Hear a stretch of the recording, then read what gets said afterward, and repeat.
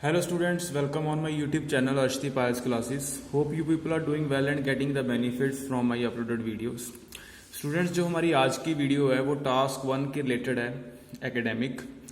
तो आज हम ऑल दो का यूज़ सीखेंगे कि हमने ऑल दो को कैसे यूज़ करना है टास्क 1 में, चाहे वो लाइन ग्राफ हो चाहे वो बार ग्राफ हो। तो इसमें क्या होता है कि जो ऑल दो है ये एक तरह की सबऑर्डिनेट कंजक्शंस हैं। तो कंजक्शंस कई तरीके की होती हैं, कोरिलेटिव कंजक्शंस, कोऑर्डिनेट कंजक्शंस। तो आज हम बात करेंगे only and only subordinate conjunction. तो सबऑर्डिनेट कंजक्शंस जो होती है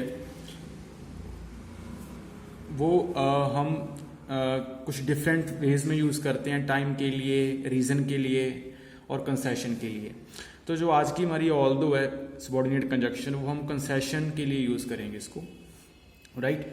तो ऑल दो की जगह हम दो भी यूज़ करते हैं, राइट। तो इनका काम क्या होता है, सबऑर्डिनेट कंजक्शंस का काम जो होता है वो होता है कि इंडिपेंडेंट और डिपेंडेंट क्लॉजेस को जोड़ना। तो हमारा सेंटेंस कॉम्प्लेक्स होगा क्योंकि जहाँ पे आप इंडिपेंडेंट के साथ सबऑर्डिनेट क्लॉज को यूज़ करते हो, जो डिपेंडेंट क्लॉज है वो सबऑर्डिनेट क्लॉज ही होता है, तो वहाँ पे कॉम्प्लेक्स सेंटेंस बनता है। तो देखेंगे कि uses of the main clause and subordinate clause together leads to complex sentence. जो मतलब कि यूज है मेन क्लॉज, मतलब मेन क्लॉज होता है डिपेंडेंट क्लॉज सेंटेंस में, और दूसरा सबऑर्डिनेट मतलब डिपेंडेंट क्लॉज, तो किसको लीड करता है, कॉम्प्लेक्स सेंटेंस को। जो ऑल दो का मतलब होता है वो होता है हालांकि, और उसके आगे हम पंक्चुएशन यूज करते हैं कॉमा, तो वो होता है बट।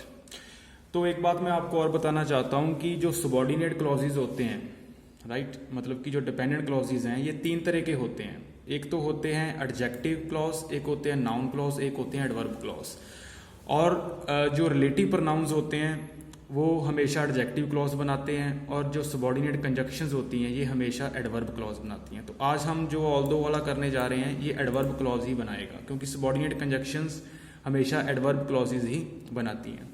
So let's start. हमारे पास क्वेश्चन क्या है, line graph shows the number of annual visits to Australia. तो ऑस्ट्रेलिया में विजिट्स हुई हैं एक साल में, उसके नंबर्स दिए हुए हैं, मिलियंस में हैं ओवरसीज रेजिडेंट्स के द्वारा।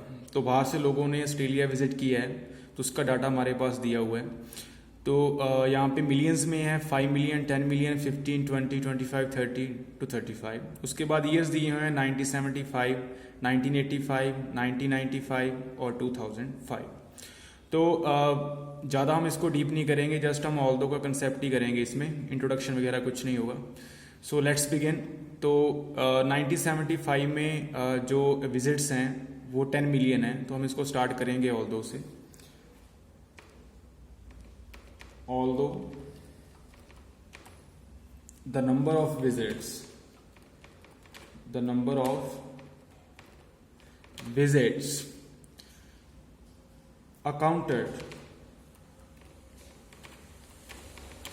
accounted to be the lowest,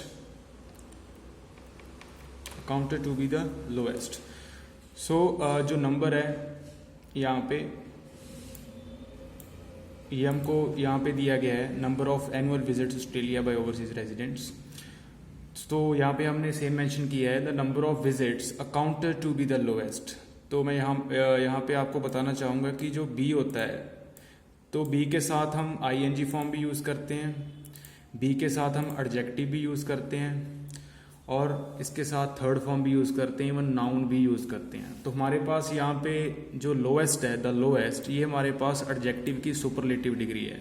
जैसे हम कहते हैं लो, लोअर, लोएस्ट। तो जो सुपरलेटिव डिग्री है एडजेक्टिव की, उसके साथ हमेशा द आता है, इस चीज़ का आपने ख्याल रखना। तो बी के साथ हमने क्या यूज़ किया है, एडजेक्टिव, मतलब एडजेक्टिव की डिग्री यूज़ की है। द लोएस्ट आप देख सकते हो, जो नंबर ऑफ विजिट्स हैं accounted to be the lowest. तो as compare to other years में आप देख सकते हो कि 1975 में कम है, तो यहाँ पे हम मेंशन करेंगे accounted to be the lowest in 1975। तो आप ईयर का मेंशन कर दोगे, तो ये मैटर नहीं करता कि आपको वो बतानी है विजिट्स कितनी है, तो हमने लोएस्ट कह दिया। तो आगे चलेंगे, comma, it escalated rapidly and reached a peak point of more than 30 million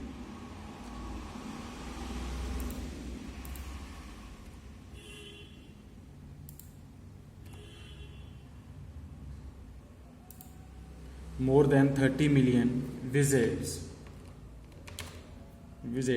in the final year 2005। तो आप देख सकते हो हम इसमें कहना चाह रहे हैं, हालांकि जो नंबर ऑफ विजिट्स थी वो काउंटेड हुई लोएस्ट 1975 में। आप देख सकते हो 10 मिलियन हुई थी 1975 में। उसके बाद क्या हुआ पर, तो ऑल्दो के बाद हम जब पंक्चुएशन यूज करते हैं उसमें हम बट नहीं यूज करते क्योंकि उसका मतलब होता है पर, तो यहाँ पे बट नहीं आएगा। तो हम यहाँ पे हमने कॉमा यूज किया है 1975 के बाद में। उसके बाद हमने कहा है कि पर जो वो तेजी से बढ़ी, इट एस्केलेटेड रैपिडली। उसके बाद आप देख सकते हो स्पीड ऑफ चेंज कैसे गया ऊपर graph. It escalated rapidly and reached a peak point of more than 30 million visits in the final year 2005। तो इसने फाइनल ईयर 2005, उसके बाद कोई ईयर नहीं है, तो ये हमारा फाइनल ईयर है। तो इसके बाद आप थोड़ा सा आप डॉट देख सकते हो ऊपर है, तो आप मोर देन लिख सकते हो, more than 30 million visits in the final year 2005। तो यहाँ पे हमने कॉमा इसलिए लगाया क्योंकि मैं आपको बताना चाहता हूँ कि जो हमारा ऑल्दो से लेके फर्स्ट क्लॉज बना है यहाँ तक, राइट। तो ये हमारा कौन सा क्लॉज है, ये एडवर्ब क्लॉज है। क्योंकि एडवर्ब क्लॉज में हम कह सकते हैं कि हमारे पास सबॉर्डिनेट कंजक्शन है यहाँ पे, राइट। मतलब कि सॉरी, सबॉर्डिनेट कंजक्शन है वो ऑल्दो लगाया हुआ है। और उसके बाद कौन सा क्लॉज है, उसके बाद है हमारा डिपेंडेंट क्लॉज, मेन क्लॉज है।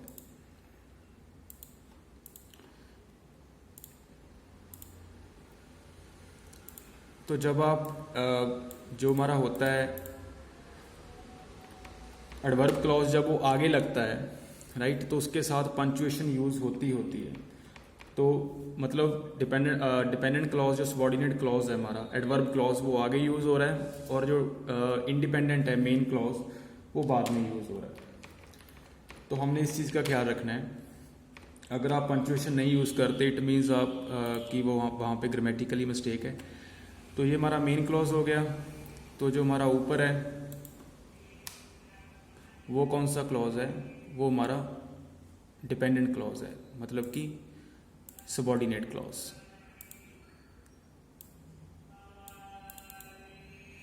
सबॉर्डिनेट क्लॉज, सबॉर्डिनेट क्लॉज आप इसको बोल सकते हो, एडवर्ब क्लॉज भी बोल सकते हैं, क्योंकि जो सबॉर्डिनेट क्लॉज होते हैं वो 3 तरह के होते हैं, एडजेक्टिव, एडवर्ब एंड नाउन।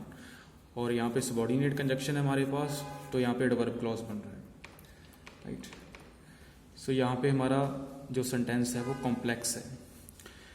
तो आप इस तरह यहाँ पे ऑल्दो की जगह आप 2 भी यूज़ कर सकते हो, वो गलत नहीं है। तो इस तरह आप सेंटेंसेस बना सकते हो कॉम्प्लेक्स फॉर्मेशन में ऑल्दो के साथ। तो ये आज की हमारी वीडियो थी। तो आज के लिए इतना ही, थैंक यू।